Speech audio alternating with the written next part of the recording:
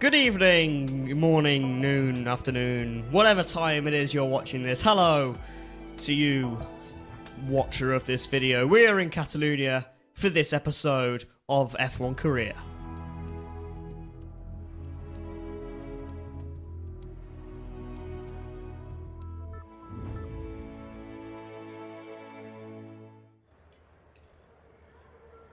They've put some new parts on Kamui's car for this weekend. This should filter down to you soon. What? Why does he get them before I do? Oh, that's not fair. Anyway, as we come here through the final chicane and do our customary first lap spin out, as is the norm these days, we come through on our first, properly completed lap, and we go 18th. 18th place. And the problem is, I kept going through practice, and as we spin out down here again on lap 3, seriously, I'm still on full traction control. I cannot find grip sometimes. But as we come back through this last chicane there and get all a bit out of shape on the exit there, we come through here and we do a 1 minute 27.4, which isn't great. We're in 18th. But I just couldn't find pace throughout the practice session. On this lap, we gain by 1.3 seconds. And yet we only end up in 14th place, and that is where I finished the entire session. I just couldn't find pace today in practice. Well, great form this season. Do you feel confident now of delivering everything the team hoped you'd get this year? After that practice session, no. Now, But I think we can. For the first European race of the season, we see a lot of updates applied to the cars. So how's the development of your car been going back at the factory? Don't ask me, ask Kamui. He's getting everything before I do. You've got a fairly distinctive driving style. Does the setup of your car suit the way you drive? Well, I seem to be doing alright, so, yeah. But here we are in qualifying. I've put on the option tyres this time instead of prime. And we come through and we immediately do a 124.3, which is a massive step up from what I was doing before.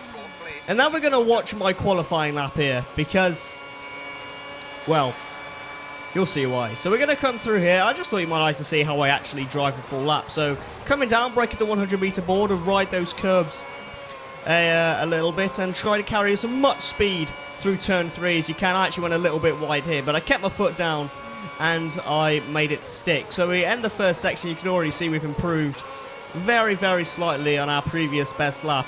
And you want to carry as much speed again through there as you can. It's a very high-speed circuit, this. Many high-speed corners. And many hairpins as well as we come through another one there. I've already lost count of what turn we are on. But just as you reach the thing on the outside there, you want to brake so you can carry speed through there as well. I very, very nearly hit the gravel trap there. You've really got to be careful on that corner not to do it, as you have got to be on that one. But you go through there and you come onto this straight here, going as fast as you can. I'm now 5 tenths up on here. You try and hit the apex there, which I actually missed by a few inches. But never mind that, as we come through here, this is one of the slower corners, and we're still going through it at about 90 miles an hour, so that's very good news indeed. Through the third sector here, this modified third sector, different to how it used to be. Come through the final chicane here, you've got to be very careful here. It's so easy to spin out on this final chicane. But this lap goes so quickly, I can't believe the lap's over already. We come through and we do an absolutely staggering 123.3, 8 tenths up on our previous best. And we've gone pole position, which I thought was great until this happened. Oh my god, is he serious? Is Mark Webber serious? Unfortunately, I went back out on a brand new set of options. I kept trying, I just couldn't improve. And I came around the corner here, hit the gravel trap, and that was game over. Mark Webber stole pole off me by 500ths of a second. The boss is ecstatic. Yeah, the boss might be. I'm not. I feel robbed. But look at the top 3 there. The top 3 separated by 600ths of a second. That is ridiculous. I split the Red Bulls. Hamilton had another disappointing session. I couldn't see him, so... McLaren's not having a good run of races at the moment. But here we are for the race.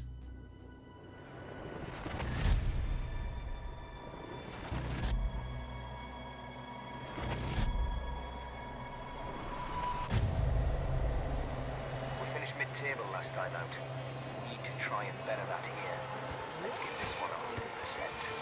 God, we actually came, mate. They had a good run, but 3, 2, 1, and off we go. off the line. Let's see if we can get a very good start. I put the engine up to fast to help that out, but it has absolutely no effect as Vettel goes sailing around my outside like I wasn't even a factor in that overtake. And I try and go back down his inside, but he closed the door. He hasn't got the room. And I make a bit of a shambles, actually, of this third corner. As I go extremely wide, Alonso has a chance to go up the inside, and for some reason he didn't take it.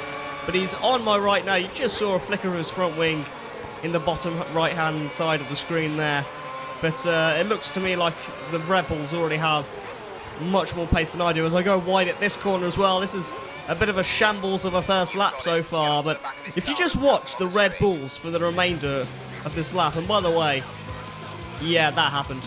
I got absolutely no penalty for it. I didn't even know it had happened, but if you look in the bottom left at the map that comes up there, you can see there's no one there apart from Felipe Massa, because everyone else got caught up in a massive crash caused by me hitting Fernando Alonso. I didn't even see it happen, but I got no penalty, and I'm not going to complain. So moving on, not a lot happens to me the rest of this lap, but look at the Red Bulls, absolutely scrapping away for first place. I run a little bit wide there, and I have to say that's just because I was watching them. Absolutely side by side through this corner. And this is going to end in tears, surely. This is going to be a disaster for both of them. Still side by side, and Vettel has gone. Vettel has been taken out. I wouldn't. I'd say it wasn't a takeout at all, Mark Webber. It was just a racing incident between Webber and Vettel. But Vettel has gone. He's down to 4th place, which is lucky for him actually, because everyone else got taken out. Nothing much really happened except Massa and I got so close on this corner there. You can't really tell it from there, but look how much time he gains on me through corner 2. We get so close to touching as I close the door on his overtake there. But I go wide later on in lap 3. My tyres by this point have absolutely no grip. They came into this race 3 laps old, and they're 6 laps old now, option tyres. And they're just gone, absolutely wasting away. Massa and Vettel both take me. But I go back up the inside of Sebastian Vettel, going into this hairpin. I'm not sure how much longer I can hold on to this. You can see everyone's starting to catch up to me in the bottom left-hand corner as well. And coming on to lap 6, I've somehow managed to hold on to P3, but I've got to come to the pits now a lap earlier than the schedule because my options are absolutely just dead. Absolutely. I mean, it only shows orange and yellow. They felt red to me. I just had no grip at all. So coming into the pits now, let's hope for a slightly better pit stop than usual. Let's see how the team do. 5.0. That's not a bad stop at all, actually, compared to normal, which is a 5.2. But let's see where I rejoin. At the moment, I'm in P14. Now it's P15. Looks like that's where I'm going to end up coming out. And I am right next to my teammate, actually. So I'm going to make sure I get out ahead of him.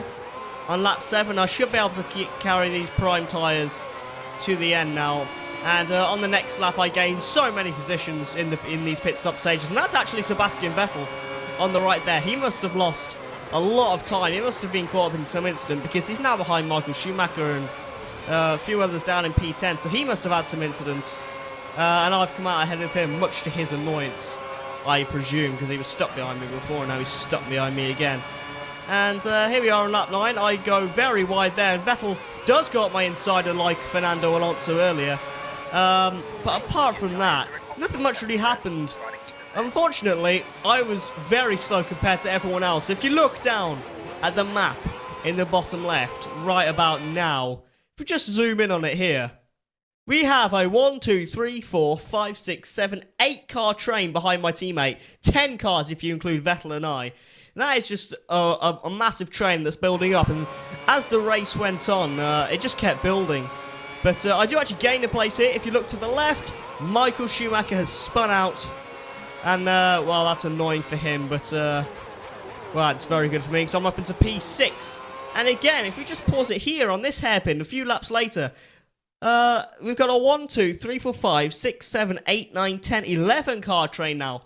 My teammate isn't even part of it anymore. I think he went in for a second pit stop for whatever reason. But we've got a 10 car train now, and it just kept building. Again, 1, 2, 3, 4, 5, 6, 7, 8. I can't even be asked to count that. I can't even be asked. It's just, the train kept building. I became an absolute boss on here. Boss train. It's all these transport phrases, and Sebastian Buemi span out. Toro Rosso's before that spin out were both ahead of me, having a very good race. I nearly spin out here on the very last corner. The train is disappointed. The train is dissipated by this point a little bit, but we come through to finish in position 5th.